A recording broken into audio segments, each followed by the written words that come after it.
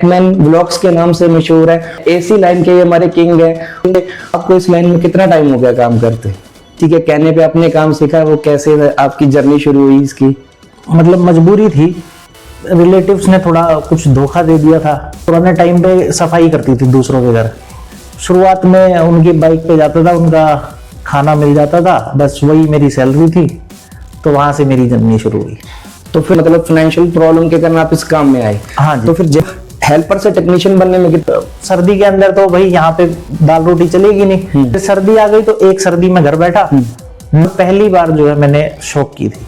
तो repairing shop कब से कब तक करी? वहाँ 10 तो नहीं, लगभग 8 साल मैंने शॉप चलाई, 8-9 साल। तो टेक्नीशियन से स्पेयर पार्ट में कैसे कन्वर्ट हुआ आपको? 2020 का लॉकडाउन लगा। हाँ जी सर। वो शॉप खाली कर दी। अच्छा, टेक्नीशियन एज ए टेक्नीशियन काम कब छोड़ा लाइन में? यहाँ 6 महीने लगाकर अपनी टूल किट उठाते हैं और कहते हैं मैं टेक्नीशियन बन गया। तो हम पहले बोल देते थे भैया आपने 4 एसी बोला है, हम 5 एसी सर्विस करेंगे आज इस टाइम पे। सैलरी तो कुछ मिलती नहीं थी। और मेरे साथ जो नया यूथ है उनको क्या मैसेज जाता है आपको? वो पैसे का लालच ना करे शुरुआती दौर में। टेक्नीशियन भाई हैं जो जिनको फील्ड में 10-10, 12-12 साल हो गए काम करते, तो उनको आपका क्या मैसेज है? वो अपने फ्यूचर के एक रिटायरमेंट या फ्यूचर की एक सेविंग कैसे कर सकते हैं? 800 प्रोडक्ट ऐसे हैं जो या मैन्युफैक्चरिंग कर सकते हैं। एग्जाम्पल के प्लास्टिक पार्ट्स जो है ना, उसकी डिमांड हमेशा रहती है। जैसे मान लो कोई पिन वाल की या फिल्टर्स की ट्रेडिंग करे, नहीं लगती, 3 से 5 लाख रुपए की लागत है। मिशन के साथ साथ एज ए स्पेयर पार्ट का काम करना है तो उनकी हम 3 से 5 लाख रुपए लगाएंगे और हम दुकानदार बन जाएंगे। व्हाट्सएप पे आने, यूट्यूब और इंस्टाग्राम पे आने की इंस्पिरेशन कहाँ से मिली? वो क्या? तो उसके बाद थोड़ा मेरे को झटका लगा, किसी ने मुझे धोखा दिया। फिर से यूट्यूब से कुछ अर्निंग शुरू हो जाए। तो मेन मकसद तो वही था। किसी को भी नॉलेज से मतलब ही नहीं है। वीडियोस थी वो नॉलेज के लिए थी। फिर उसके बाद मैंने वो वीडियोस छोड़ दी बनानी। फिर उसके बाद मेरे ख्वाब जो है वो थोड़े से अलग लेवल के हैं। मेरी सोच थोड़ी सी अलग रही, क्योंकि मैंने कभी लोकल प्रोडक्ट्स इस्तेमाल किए नहीं। हमारे टेक्नीशियनों की आपस में मेजोरिटी नहीं है, हमारे टेक्नीशियनों की कोई यूनियन नहीं है, और टेक्नीशियन ही टेक्नीशियन के रेट काटता है ज्यादातर। जब किसी हक की बात होती है ना, उसे वो 400 रुपए वाली गैस डाल के उसको 4000 रुपए कमाते हैं। अब यहाँ पर टेक्नीशियनों के खिलाफ और कस्टमर के हक में ज्यादा वीडियोस बनाते हो। वीडियो टेक्नीशियन हो, मैं एसी टेक्नीशियन को राजा कहता हूँ, क्योंकि जो कहीं खड़ा हो जाए अगर सिर्फ प्लास लेके, तो 500 रुपए की पत्ती उसकी जेब में है। उससे बड़ा राजा कौन होगा? घंटे के अंदर उस टेक्नीशियन का 1000 रुपए बनता है। उसको जब कस्टमर परेशान करता है, दुनिया भर के कस्टमर है, 2 जाएंगे 20 और आएंगे, अब उनको कैटर करो। उनमें आपको तकरीबन 17-18 साल हो गए इस लाइन में, तो आपको इस लाइन से क्या मिला और आपने इस लाइन से क्या सीखा जो आना चाहिए? मल्टीटास्कर बनना चाहिए। और उसके बाद आपका स्पेयर पार्ट की शॉप का एक्सपीरियंस कैसे रहा? कि जिसके पास पैसा है वही पैसा बनाएगा, जिसके पास चोर दिमाग है वो पैसा बनाएगा। सिर्फ किसी के साथ रिलेशन बनाता हूँ, वो रिलेशन मेरे बुढ़ापे तक चले। टेक्नीशियन भाई है जो फ्यूचर में अपना काम बढ़ाना चाहता है, वो भी मैं वो सफर कैसे शुरू करूं? कोई बड़े लेवल पे नहीं है, और तो जब हम कर सकते हैं तो आप भी कर सकते हो। इसको डिसकंटिन्यू कर दूंगा, मैं कुछ और काम करूंगा, लेकिन मैं सिर्फ जेन्युइन ही काम करूंगा। मैं क्वालिटी में कॉम्प्रोमाइज नहीं करूंगा, मैं प्रोडक्ट को ही खत्म कर दूंगा। नमस्कार दोस्तों, आज हमारे साथ है मनीष जी जो कि टेकमैन व्लॉग्स के नाम से मशहूर है, और इनको किसी भी इंट्रोडक्शन की जरूरत नहीं है। एसी लाइन के ये हमारे किंग हैं और सभी इनको अच्छे तरीके से जानते हैं। आज हमसे इनसे बात करेंगे भी कैसे इनकी जर्नी रही, कैसे इन्होंने अपना लाइफ में स्ट्रगल करके अपने इस मुकाम पर पहुंचे, उनको कितना टाइम हो गया काम करते। तो आओ मनीष जी से अगली बात करते हैं। नमस्कार। नमस्ते जी, सभी को नमस्ते जी सर। और मनीष जी क्या हाल चाल है? बहुत बढ़िया सर। आज का ये जो मेन टॉपिक ऐसे है, हम आपसे ये जानना चाहते हैं भी आपको इस लाइन में कितना टाइम हो गया काम करते? मैं इस लाइन में आया था 2007 में। और जब आप इस लाइन में आए थे काम के लिए, तो ये आपका एक शौक था या किसी के कहने पे आपने काम सीखा? वो कैसे आपकी जर्नी शुरू हुई इसकी?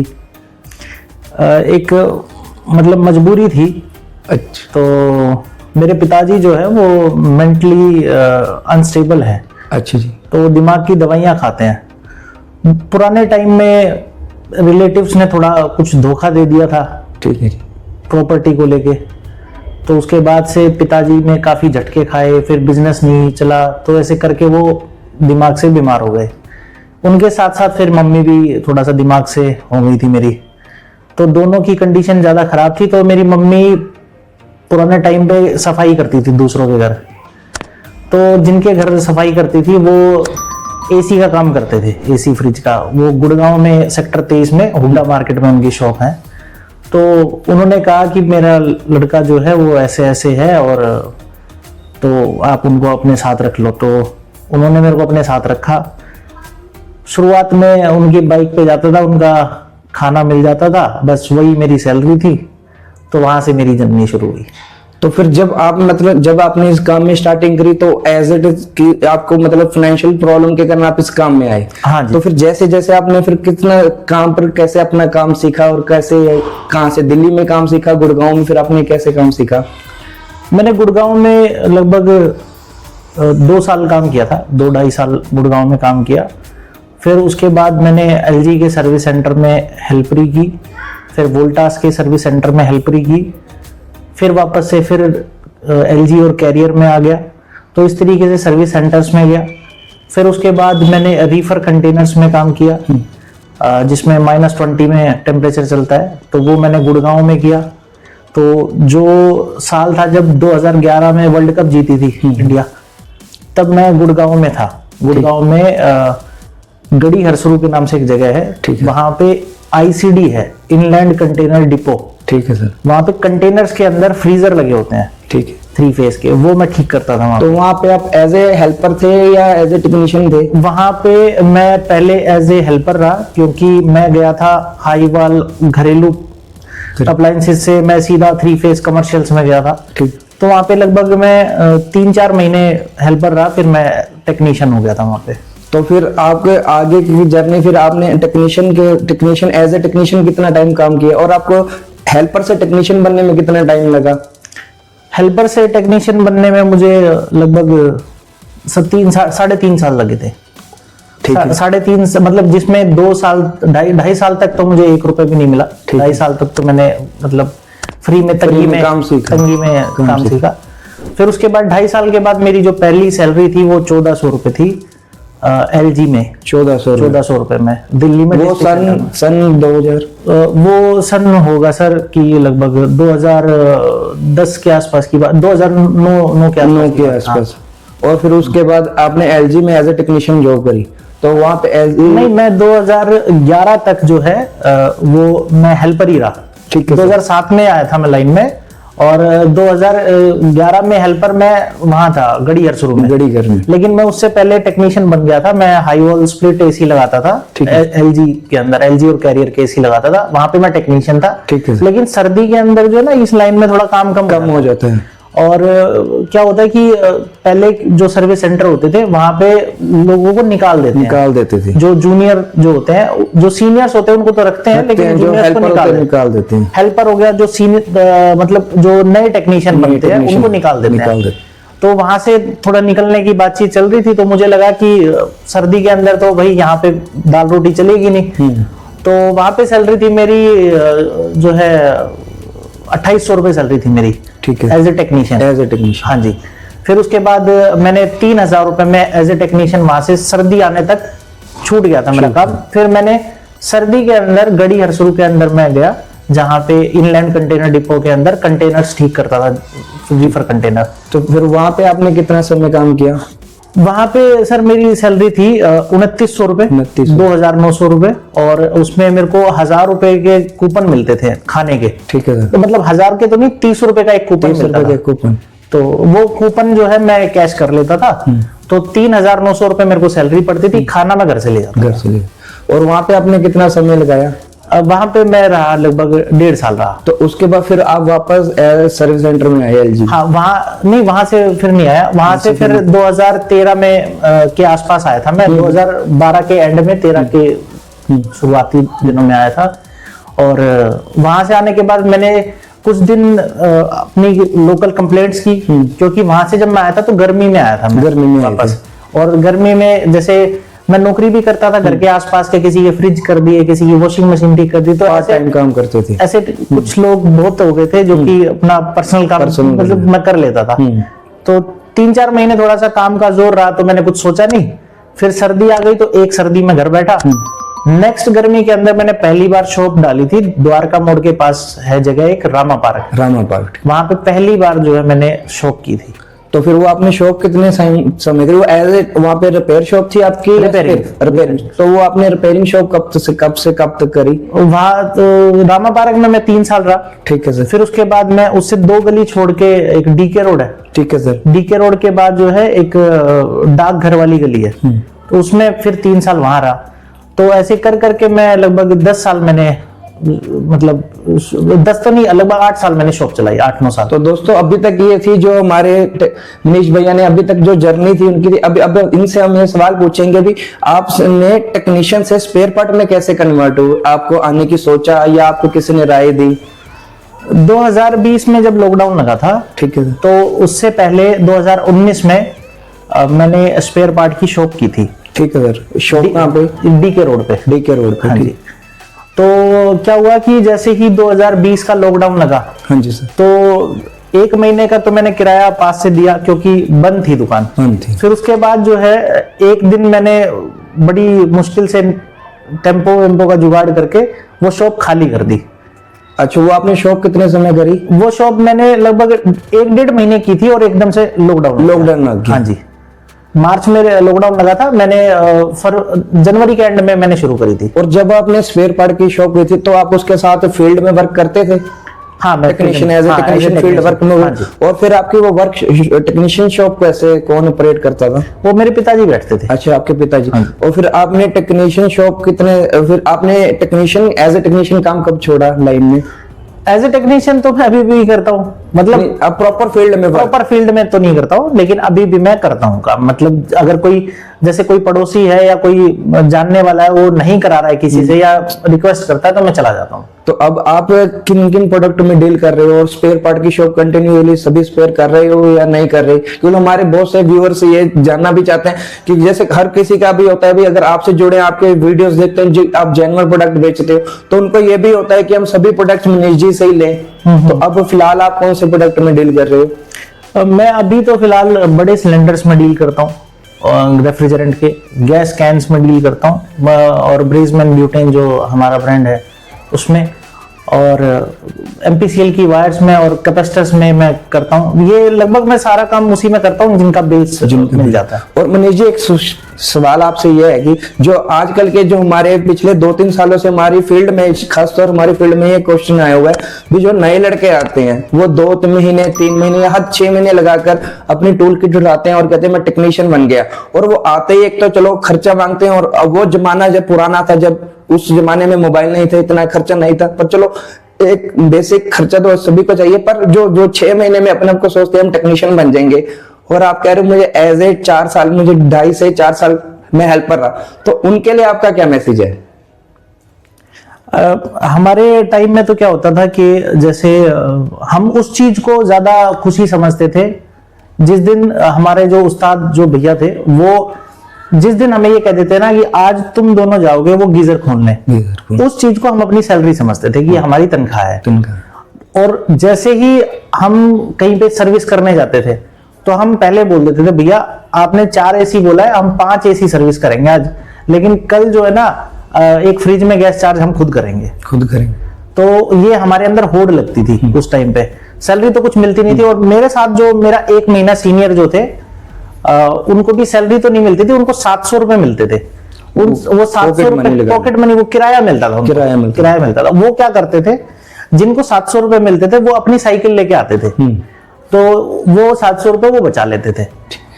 ये चीज है। तो जो नया यूथ है उनको क्या मैसेज जाता है? वो उनको मैसेज ये है कि पैसे का लालच ना करे शुरुआती दौर में, और पैसे का अगर लालच नहीं करोगे तो जो टेक्नीशियन उस्ताद है वो हमेशा अपने मन में ये रखेगा, इसको ये काम भी दूं हाथ में, इसको वो काम भी दूं हाथ में। मेन काम है हाथ में आना, काम का हाथ में आना।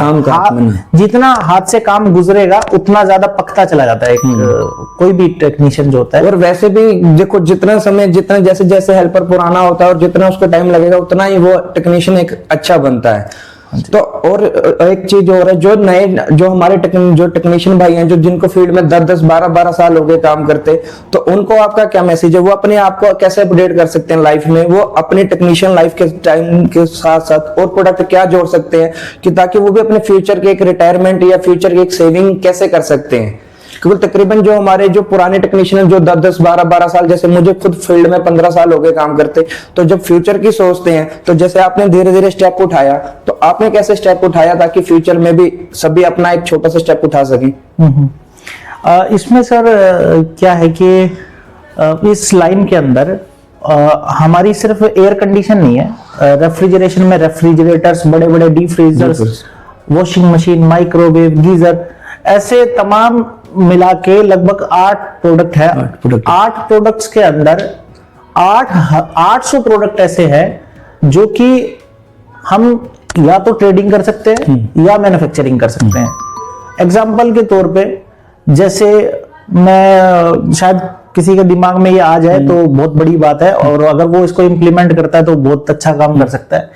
जैसे प्लास्टिक पार्ट्स, ज्यादा इन्वेस्टमेंट नहीं होती प्लास्टिक पार्ट्स में, और प्लास्टिक पार्ट्स जो है ना उसकी डिमांड हमेशा रहती है, और डिमांड के चलते उसकी जो अवेलेबिलिटी कम है, हर जगह मिलते नहीं मिलते, और उसमें डिमांड कम, अवेलेबिलिटी कम, मतलब डिमांड कम और अवेलेबिलिटी कम। तो डिमांड जिस चीज की कम होती है ना, उस चीज का प्राइस हाई रहता है। जैसे मतलब अवेलेबिलिटी कम है, डिमांड भी कम है, अभी किसी स्पेयर पार्ट वाले को लगेगा यार डिमांड कम है, मैं क्यों रखूं। अब वो नहीं रखेगा, मान लो जिसको बहुत ज्यादा जरूरी वो चीज चाहिए, तो वो जो भी दाम मांगेगा वो मिल जाएगा उसको।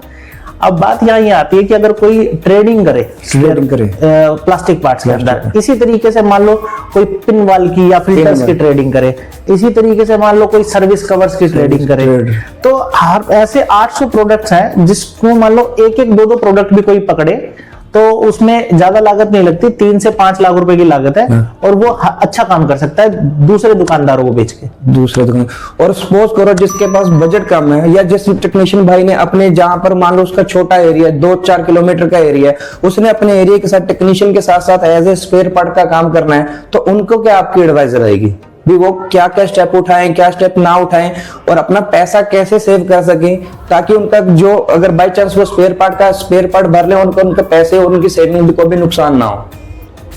देखो, पहले तो ये समझना पड़ेगा कि इस बिजनेस की रनिंग कैसे होती है।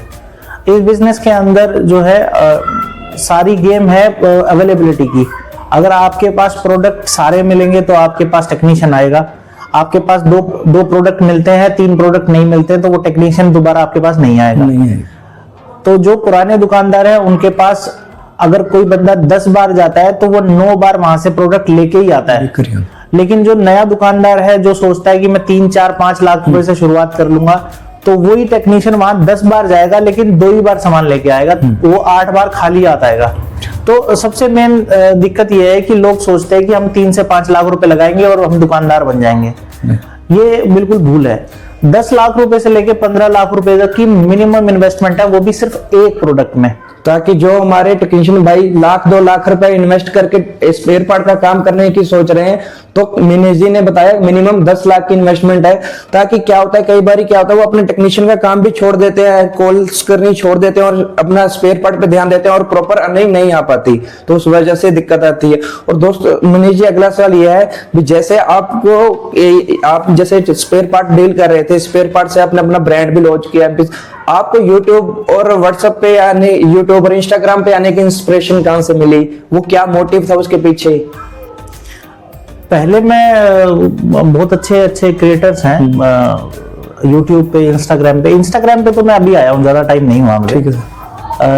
यूट्यूब पे मैं पहले कई लोगों को देखता था, फिर मैंने मेरे साथ थोड़ी सी मिस हैपनिंग हो गई थी कुछ, तो मैं काफी टाइम, मैंने लगभग 1 साल तक मैंने रिपेयरिंग का काम भी छोड़ दिया था।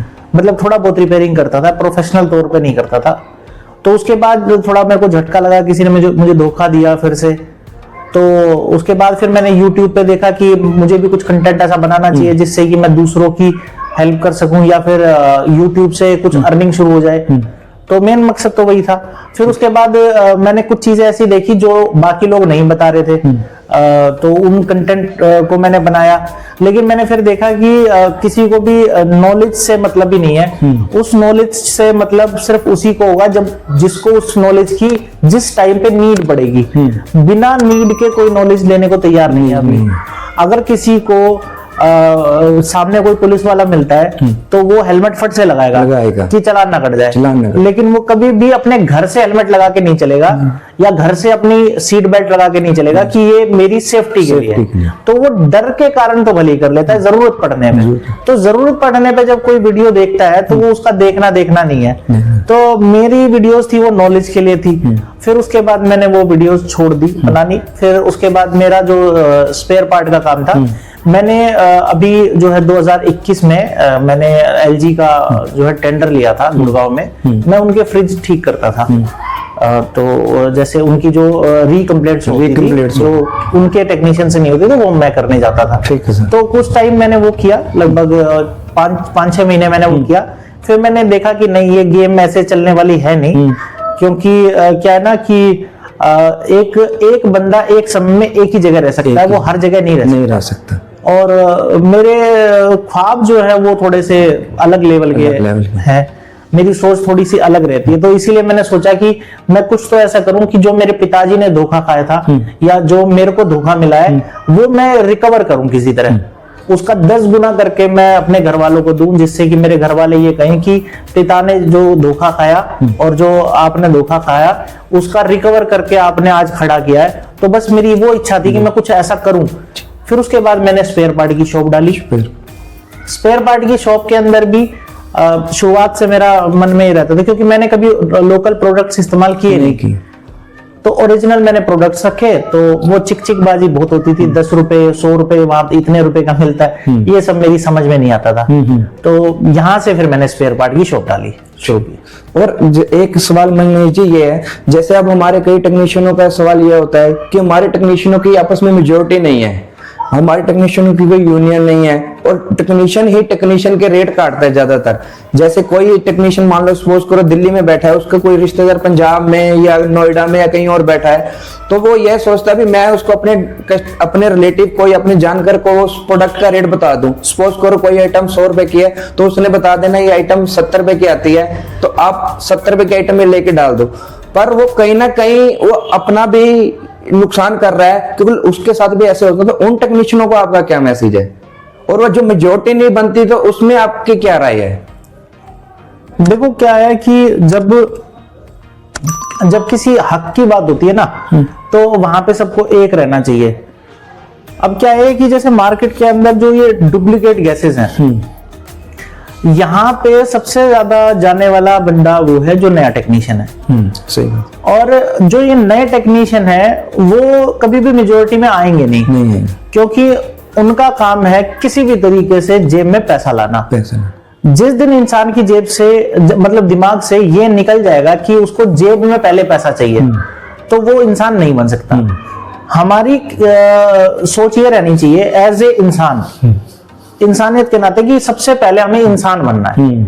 हम टेक्नीशियन है, डॉक्टर है, इंजीनियर है, वो बाद की बात है। अगर किसी दूसरे टेक्नीशियन को हमारी जरूरत है, चाहे वो शारीरिक तौर से हो या मानसिक तौर से हो या किसी भी तरीके से हो, अगर फिजिकल तौर पे हो तो आप जाके उसकी मदद करो, अगर दिमागी तौर से है तो आप फोन पे उसकी हेल्प करो कि ये काम ऐसे सुलझ सकता है। किसी प्रोडक्ट के अंदर हो तो इस तरीके से क्या होता है ना, एक बॉन्डिंग बनती है। तो ऐसे लोगों का ग्रुप बनना शुरू होगा, जिससे कि इससे एक एंड आने पे जो कस्टमर का काम है वो भी स्मूथली होगा, किसी का नुकसान भी नहीं होगा। अब क्या होता है कि कई बार नए टेक्नीशियन जो है वो किसी के घर जाके काम खराब कर देते हैं। हाँ जी, सही। अब उसके पास उस्ताद तो कोई था नहीं ढंग का, क्योंकि उसने ठीक से सीखा नहीं, किसी को प्रॉपर किसी के पास काम भी नहीं किया जो जिसको वो उस्ताद कह सके। यही बात है कि उसने ढंग से किसी के पास काम सीखा नहीं। अगर सीखा होता तो उसके पास उसका कॉन्टेक्ट नंबर होता तो वो फोन कर सकता था। मेजोरिटी के अंदर वो आना नहीं चाहता, क्योंकि उसे वो 400 रुपए वाली गैस डाल के उसको 4000 रुपए कमाने हैं। अब यहाँ पे क्वालिटी पे ना वो काम करना नहीं चाहता, अच्छे लोगों के साथ वो जुड़ना नहीं चाहता। अगर वो अच्छे लोग जुड़ते तो ना तो उस कस्टमर का काम खराब होता वो 1 सेकंड में फोन घुमाता, भैया ये यहाँ पे दिक्कत फंस रही है, यहाँ पे मुझे निकाल दो, तो फोन से उसको निकाल सकता था। अब यहाँ पे मेजोरिटी का ये फायदा है कि एक तो आप टाइम से काम को कंप्लीट कर पाओगे, कहीं अटकोगे तो किसी भी कस्टमर के सामने आपकी नाक नीची नहीं होगी और कस्टमर का काम 2 बार खराब नहीं होगा।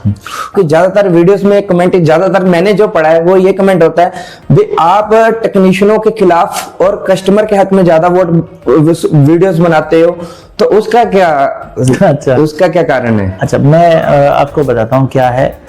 मेरी जो वीडियोस है वो बेसिकली ना तो कस्टमर के लिए है, अगर सोचा जाए, ठीक है, ना टेक्नीशियन के लिए है, ना मैन्युफैक्चरर किसी कंपनी के लिए है, और ना ही रिटेलर या किसी ट्रेडर के लिए। मेरी वीडियो इंसानियत के साथ है, चाहे वो इंसान कोई भी हो, उसके साथ गलत नहीं होना चाहिए। अगर मेरा सिंपल सी सोच ये है कि अगर मैं समुद्र में 2 नावों को देख रहा हूं, एक नाव में 2 लोग हैं और एक नाव में 10 लोग हैं, 10 लोग, और मेरे जाने से मैं किसी एक नाव को बचा सकता हूं, मेरे हाथ में सिर्फ एक नाव है, तो मैं सिर्फ उसी नाव को बचाऊंगा जिसके अंदर ज्यादा इंसानों को बचाया है, मेजॉरिटी जिसमें। हाँ जी, तो जिसमें 2 लोग थे उनके खिलाफ तो वैसी बात फिर मैं हो ही गया। लेकिन बात सिंपल सी ये है कि जहां ज्यादा लोगों का नुकसान हो रहा होता है, मैं उसके पक्ष में खड़ा हो जाता हूं।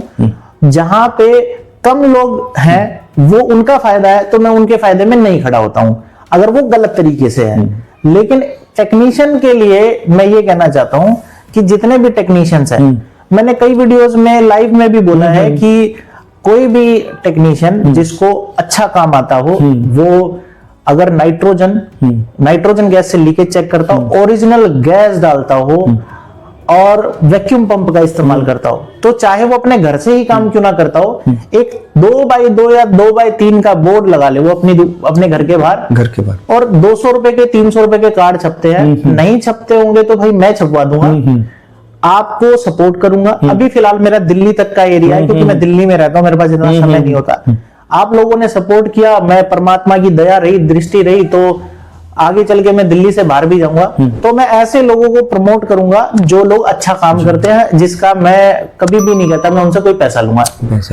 और मनीष जी, आपने अभी उसमें बात करी जो जेन्युइन गैस यूज करते होंगे, ज्यादातर टेक्नीशियन है उनको ये चीज का कंफर्मेशन नहीं हो पाती भी ये गैस जेन्युइन है या जेन्युइन नहीं है, क्योंकि कोई भी चीज अगर हमारा प्रोडक्ट गैस कैन में है, उसको मार्किंग है, फिर तो जब वो बड़े सिलेंडर में आता है, 50 kg के सिलेंडर में आता है और डीलर के पास जाता है, डीलर की दुकान पर क्या होता है, कई बार तो सिलेंडर के ऊपर कुछ लिखा भी नहीं होता, सिलेंडर ही प्लेन होता है, और कई बार उस पर कपड़ा डाला हुआ होता है भी, जिससे वो टेक्नीशियन नहीं जज कर पाता, और कई बार सीजन में दिनों में टेक्नीशियन भी जल्दी में होता, तो उस कंडीशन में वो क्या सहूलतें पकड़ सकता है जिससे उसको पहचान हो जाए भी मुझे जो गैस मेरी है वो जेन्युइन है या नहीं है? क्या होता है कि एक तो हमारी इंडस्ट्री के अंदर कंपटीशन बहुत ज्यादा हो गया है। सही बात है। आजकल दिल्ली के अंदर ही आप देखोगे तो आपको 1 किलोमीटर के अंदर 3 दुकानें दिखेंगी। सही। जहां पे भी आपको ऐसा दिखे कि यहाँ पे कंपटीशन चल रहा है गैस के प्राइसेस में, वहां से उन दोनों से ही गैस मत लो आप। ठीक है।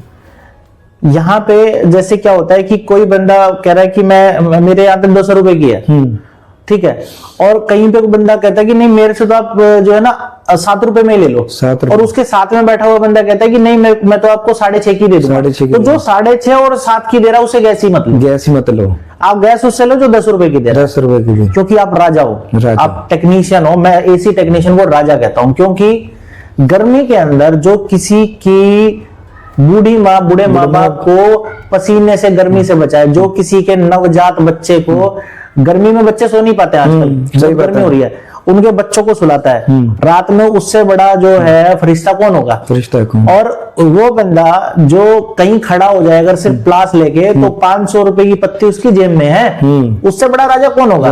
सही बात। और सामने खड़ा हुआ बंदा भी उसको ये नहीं कह सकता नहीं मैं आपको 50 रुपए दूंगा, 50 रुपए दूंगा। तो बात यह है कि टेक्नीशियन जो है वो हमेशा एक राजा होता है। उसको अपने प्रोडक्ट्स पे बिलीव होना चाहिए कि मैं जो काम कर रहा हूं, मैं जो प्रोडक्ट लगा रहा हूं वो मार्केट में और कोई नहीं लगा रहा है, और मेरा प्राइस ये बनता है तो मैं लूंगा। और आप जैसे हम ये तो चलो कस्टमर की बात, आप कस्टमर के साथ साथ टेक्नीशियन के साथ साथ कस्टमर को क्या अवेयरनेस देना चाहेंगे? क्योंकि कई बार क्या होता है, कस्टमर भी क्या करता है, अभी सस्ते काम की चीजें, जैसे एक टेक्नीशियन 500 रुपए विजिट के मांग रहा है, तो दूसरा कहता है मुझे विजिट चार्जेस नहीं चाहिए, जो बस मैं आपके आके चेक कर देता हूँ, जो काम होगा मैं आपको करके दे दूंगा। तो उस कंडीशन में क्या होता है, कस्टमर को बाद में रियलाइज होता है भी वो आया, जो सामान की जरूरत भी नहीं भी थी डालने की, तो वो भी डाल गया। तो उस कंडीशन में आप कस्टमर को क्या एडवाइस देने चाहेंगे भी वो एक जेन्युइन टेक्नीशियन को कैसे पहचाने ताकि उनका भी कोई नुकसान ना हो सके? देखो, इसमें तो ये है कि विजिट चार्ज तो कोई फिक्स नहीं होता है। विजिट चार्ज जैसे मेरा तो एरिया के हिसाब से, एरिया के हिसाब से भी है, डिस्टेंस के हिसाब से भी, कि कितनी दूर है वो कस्टमर। अब जैसे मेरा फॉर्मूला तो ये कहता था कि जब मैं अगर जहां काम करता हूं तो मेरे 3 किलोमीटर तक के एरिया में, रेडियस में जहां मैं खड़ा हूं, ठीक है, वहां से 3 किलोमीटर, ठीक है, तो 1.5 किलोमीटर ऐसे, 1.5 ऐसे, 1.5 ऐसा, हर जगह 1.5 किलो, तो 3 किलोमीटर के रेडियस के अंदर मैं कई बार थोड़ा दूर भी जाऊं तो कहीं पे जहां पे एक बार गैस चार्ज कर दी, जैसे प्राइस गैस चार्ज का ही होता था, लेकिन एक बार अगर गैस चार्ज कर दी, चाहे फ्रिज में कर दी चाहे एसी में कर दी, तो वहां पे जिंदगी भर वहां से कोई विजिट चार्ज नहीं लेते, विजिट चार्ज नहीं, कुछ नहीं लेते वहां पे, चाहे हमें वहां जाके एक गिलास पानी पी के ही वापस क्यों ना आना पड़े, वहां से पैसे नहीं मांगेंगे हम लोग। ठीक है, तो ये हमारी टीम का एक वो था, उसूल था। अब बात आती है कि विजिट चार्ज क्या रहना चाहिए। विजिट चार्ज डिस्टेंस के हिसाब से बदलता रहता है और एरिया के हिसाब से भी बदलता रहता है। तो कभी कोई अगर 250 ले रहा है तो भी ठीक है, कोई 350 ले रहा है तो भी ठीक है, लेकिन हाँ 350 से ज्यादा विजिट चार्ज जो है ना सेंसिबल नहीं होता। हाँ, अगर कोई ये कहता है कि मैं 20 किलोमीटर हूं आपसे दूर और आपको आना ही पड़ेगा और आप ही आओगे, तो 20 किलोमीटर आना जाना, आने जाने में ही, दिल्ली का शहर है अगर, तो 2 घंटे तो खराब हो जाते हैं आने जाने में, आधा दिन ही उसका गया टेक्नीशियन। अब वहां पे अगर 1 घंटा लग गया तो 3 घंटे तो वहीं खराब हो गए। तो 3 घंटे के अंदर उस टेक्नीशियन का 1000 रुपए बनता है। 1000 बनता है। तो अब वो स्पेशल केसेस होते हैं, तो स्पेशल केसेस में तो फिर बात ही करनी बेकार है। लेकिन जेन्युइन जो विजिट चार्ज है वो 250 एसी का 250 रुपए से लेकर 350 रुपए है। अब यहाँ पे बात आती है कि जो टेक्नीशियन ईमानदार है और ईमानदारी से काम करने वाला है, उसको जब कस्टमर परेशान करता है तो उस केस में क्या होता है मनीष जी, जैसे अब जो जेन्युइन टेक्नीशियन है जिसने अपने पहले ही सर्विस चार्ज कस्टमर को बताया भी मैं 250 या 300 आपके घर आने के चार्जेस हैं, तो कई बार कस्टमर चार्जेस सुन के मना कर देता है और एक दूसरे, जब वो दूसरे टेक्नीशियन को फोन करता है तो वो चार्जेस बताता है मैं आपसे 100 रुपए चार्जेस लूंगा, पर वो कस्टमर के घर आते ही कह देता है भी इसमें गैस चार्जिंग होगी, जबकि उसके फिल्टर चौक थे या कोई थिम्बल सड़ी हुई थी। तो उस कंडीशन में कस्टमर को क्या अवेयरनेस रखनी चाहिए?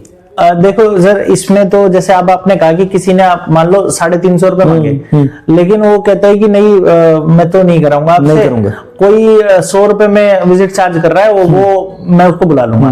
लेकिन अब बात यहाँ ये है कि कस्टमर जो है, कस्टमर तो वो कस्टमर, इंडियन कस्टमर की सोच ये है कि अगर वो सब्जी लेने भी जाता है तो वो धनिया, पुदीना और मिर्ची फ्री चाहता है। तो ये सोच चाहे किसी भी कस्टमर के पास चले जाओ, हर कोई ये चाहता है कि मेरे को एक्स्ट्रा क्या मिलेगा। जैसे आजकल सोशल मीडिया पे चल ही रहा है कि ये ऑफर में ये चीज फ्री, या सिर्फ सब्सक्राइब ही कर लो और मोबाइल फ्री, घड़ियां फ्री। सही बात, ठीक है।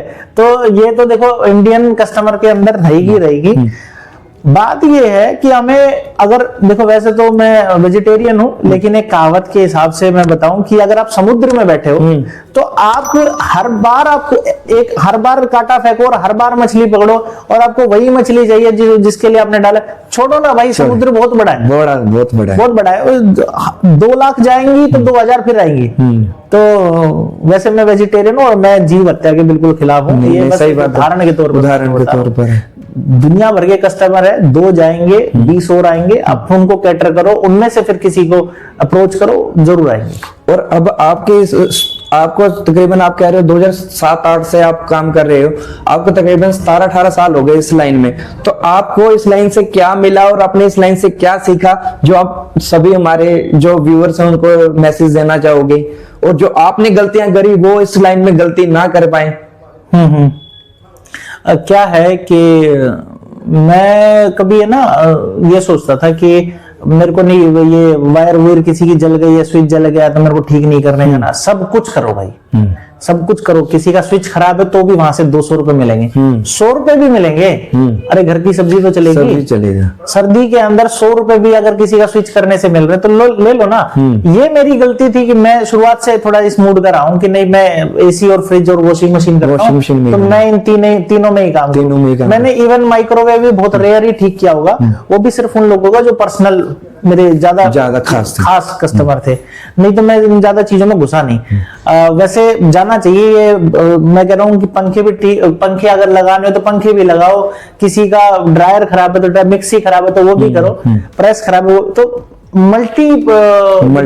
मल्टी प्रोडक्ट्स के अंदर जाना चाहिए, मल्टीटास्कर बनना चाहिए। और उसके बाद आपका स्पेयर पार्ट की शॉप का एक्सपीरियंस कैसे रहा?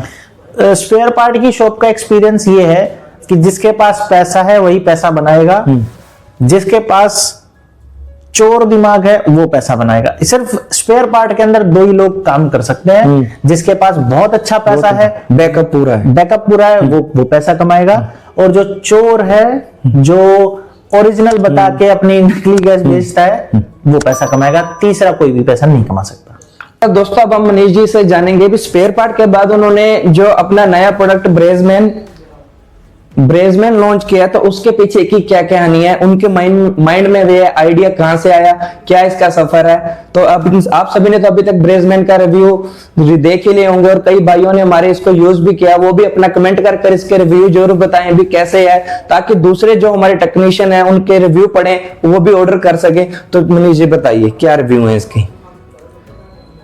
रिव्यू तो मैं क्या बताऊं सर, क्या है कि सोच ये थी कि मेरे को काम करना है जेन्युइन, ठीक है सर, तो और जीएसटी पे काम करना है, ठीक है सर, और ऐसा काम करना है कि मैं अगर ऑफिस में ना भी रहूं, ठीक, तो अगर मान लो कि मेरा मन कर रहा है कि मेरे को अब पहाड़ों में निकलना है या खेती करनी है, महीना 2 महीना गायों के साथ रहना है, तो मैं वो जिंदगी जीना पसंद करता हूँ जहाँ पे मतलब मैं जमीन के साथ जुड़ के खा पी सकूं और अपने ध्यान में रहूं। तो अब उस जिंदगी के लिए मुझे सबसे पहले है कि टेंशनों से दूर रहना पड़ेगा। टेंशनें होती हैं स्पेयर पार्ट्स के अंदर, जैसे ये माल कहां से आएगा, वो माल कहां से आएगा, कितना बिल पे आएगा, कितना बिना बिल पे आएगा। तो ये जो बिना बिल का जो चक्कर है, ये सबसे जो है ना मगजमारी का है, सबसे बड़ा टेंशन देता है। तो इन चीजों से मेरे को बाहर निकलना था।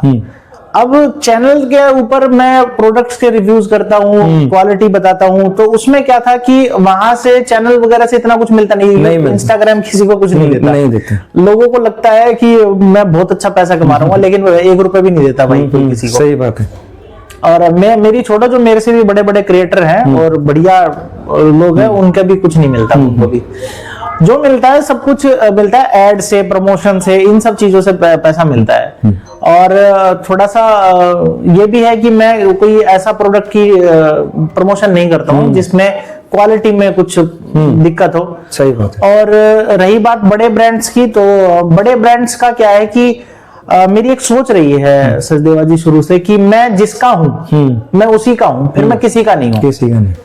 तो ये मेरी आदत शुरू से रही है। मेरे को बहुत लोगों ने समझाया कि हर किसी में हाथ मारा कर, हर किसी को आजमाया कर, हर किसी में डील किया कर। नहीं, मैं ऐसा नहीं हूँ। मेरे को बहुत से लोग जानते भी हैं, तो जो बहुत कंपनी वाले जानते हैं जो पहले से मेरे साथ काम कर रहे हैं। मैंने उनका अगर प्रोडक्ट रखा है वो बता देंगे आपको कि मैंने अगर जिनका प्रोडक्ट बेचा है, मान लीजिए कि ब्यूटेन के अंदर ही लगा लीजिए, अगर मैंने उनका कोई प्रोडक्ट रखा तो मैंने दूसरा किसी का नहीं बेचा। मेरे सोच शुरू से ये है कि अगर मैं किसी के साथ रिलेशन बनाता हूं, वो रिलेशन मेरे बुढ़ापे तक चले। अगर धंधा नहीं भी रहा तब भी हम बैठ के बात करें, और कोई मुसीबत आए तो वहां से मैं उसको निकालूं और वो मुझे निकाले। तो इसीलिए मैं किसी भी ब्रांड के साथ जुड़ूं तो मेरा शुरू से सोच ये रही है कि मैं उसी का रहूं और वो मेरा रहे। अगर मान लो मैं किसी ABC ब्रांड का प्रमोशन कर दूं तो हमेशा लोगों को ये लगेगा कि ABC ब्रांड अच्छा है, लेकिन उसके बाद 2 महीने बाद मैं XYZ ब्रांड का प्रमोशन करूं सेम प्रोडक्ट के अंदर, तो वो कहेगा कि कभी तो ये ABC को अच्छा बोलता है, आज ये XYZ को अच्छा बोल रहा है, तो आखिर है तो सारे ही अच्छे। फिर तो इसका मतलब फिर इसकी क्यों सुना, हम तो अपने हिसाब से देख लेते हैं। तो इसीलिए मैं एक ही प्रोडक्ट के साथ रहूंगा, तो इसके अंदर कोई भी फिट नहीं हो रहा था। जितनी भी कंपनियां थी वो मेरे को एक बार यूज करना चाहती थी, और वो मेरा जो सोच है कि मैं थोड़ा सा अच्छा कुछ डिलीवर करूं। तो जब ऐसा होता है ना कि जब आप किसी को सोचते हो कि आप अपने आप को पूरा इसके हवाले सौंप रहे हो इसको। अब सजदेवा जी मान लो आप ये कह रहे हो कि सर जो है ना मेरा घर जो है ना अब आपके हवाले है, मनीष जी आप ही चलाओगे, आप ही देखोगे। तो आपके घर की रोटी सब्जी, आपके घर का फर्नीचर, आपके कपड़े आपने कैसे पहने हैं, आपकी शादी, आपके बच्चों की पढ़ाई, वो सब कुछ आ जाता है मेरे ऊपर, सब कुछ आ जाता है। अब इसका मतलब ये नहीं है कि आपने मेरे पे सौंप दिया खुद को तो मैं सिर्फ आपकी रोटी पे ध्यान रखूं, बाकी भी खर्चे होते हैं, बहुत सारी चीजें होती हैं। तो इसीलिए मैं ये सोचता हूँ कि अगर मैंने किसी कंपनी को खुद को दे दिया तो अब वो सब कुछ मेरा वो संभाले। तो मेरे हिसाब से जो वैल्यू मैं डिलीवर करता हूँ या मैं अपने मन में सोचता हूँ उस लेवल का वो मेरे को डिलीवर नहीं कर रहे थे, तो मैंने उनका प्रमोशन नहीं किया। और तो इसीलिए फिर मैंने सोचा कि भाई घर तो किसी तरह चलाना है सही, और अच्छा काम करना है, सारा काम लीगल करना है। तो क्या है कि मैंने सोचा कि फिर खुद का कुछ ऐसा प्रोडक्ट लाया जाए जो कम लागत से शुरुआत हो सके। फिर जो है मैंने जो है उस करके फिर ये। और दोस्तों जिस टेक्नीशियन भाई ने अभी तक इसको यूज करा है वो भी कमेंट करके जरूर बताएं। और दोस्त आपको मनीष जी इसके बाद और कौन सा प्रोडक्ट आ रहा है? इसके बाद हम R600 में सोच रहे हैं, R600 लेके आएंगे। और दोस्तों अगर आपको कोई प्रोडक्ट लगता है, जो प्रोडक्ट आपको जेन्युइन चाहिए या जो अच्छी क्वालिटी का चाहिए, तो आप वो भी कमेंट करके मनीष जी को बता सकते हो, जिससे कि मनीष जी आने वाले टाइम पर उस प्रोडक्ट पे काम करेंगे ताकि मार्केट में वो प्रोडक्ट अवेलेबल हो सके। और इसके अलावा आपका कोई भी क्वेश्चन है आप मनीष जी को डायरेक्ट मैसेज कर सकते हैं, इस वीडियो के नीचे कमेंट करके भी आप वो कर सकते हैं। और मनीष जी लास्ट में आपसे ये क्वेश्चन है, जैसे हमने अभी बीच में वीडियो में बात करी थी भी कोई भी टेक्नीशियन भाई है जो फ्यूचर में अपना काम बढ़ाना चाहता है वो कोई भी एक प्रोडक्ट पकड़ सकता है 800 प्रोडक्ट में, तो फिर उसके माइंड में ये क्वेश्चन जरूर आता है भी मैं वो सफर कैसे शुरू करूं। क्योंकि देखो वो हमेशा किसी चीज का एक प्रोडक्ट यूज कर रहा था तो डायरेक्ट वो मैन्युफैक्चरिंग में या उसकी सेल में वो हर किसी के जो छोटे लेवल से बंदा होता है या छोटे लेवल पे काम कर रहा होता है तो उसके माइंड में इतनी बड़ी बात नहीं आती। तो उसके लिए आप क्या एक हिंट देना चाहोगे? हम भी कोई बड़े लेवल पे नहीं है और YouTube Instagram किसी को कुछ देता नहीं है, तो जब हम कर सकते हैं तो आप भी कर सकते हो। बात ये है कि आपके मन में ये रहना चाहिए कि पैसा नहीं, पहले क्वालिटी। मैं अभी भी मैं बोलता हूं अगर इस प्रोडक्ट के अंदर देखो कभी भी देखो कमियां तो हर चीज में रहती है, इंसान कभी परफेक्ट नहीं होता, लेकिन कभी भी मेरे को ये ब्रेजमैन मार्केट में सस्ता बेचना पड़ा, सस्ता और क्वालिटी डिफर मतलब क्वालिटी में घटा के बेचना पड़ा, तो मैं इसको डिसकंटिन्यू कर दूंगा, मैं कुछ और काम करूंगा, लेकिन मैं क्वालिटी घटा के जेन्युइन प्रोडक्ट, हाँ मैं सिर्फ जेन्युइन ही काम करूंगा, मैं क्वालिटी में कॉम्प्रोमाइज नहीं करूंगा, मैं प्रोडक्ट को ही खत्म कर दूंगा।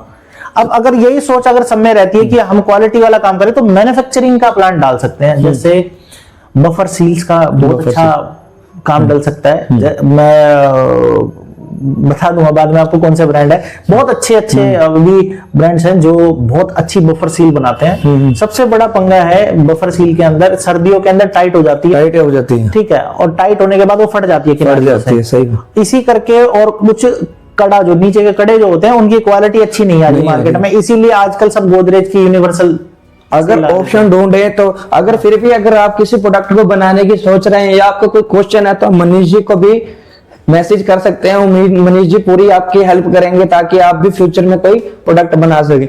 और दोस्तों अगर आपको वीडियो अच्छी लगी हो या वीडियो से आपने कुछ सीखा हो तो कमेंट कर जरूर बताएं। तो हमारा इस वीडियो को बनाने का तो मोटिव यही था भी आपसे मनीष जी की लाइफ एक शेयर करी जाए और वो कैसे एक टेक्नीशियन से एक स्पेयर पार्ट फिर एक मैन्युफैक्चरिंग में आए, जो अगर वो मनीष जी कर सकते हैं तो हर कोई कर सकता है। तो दोस्तों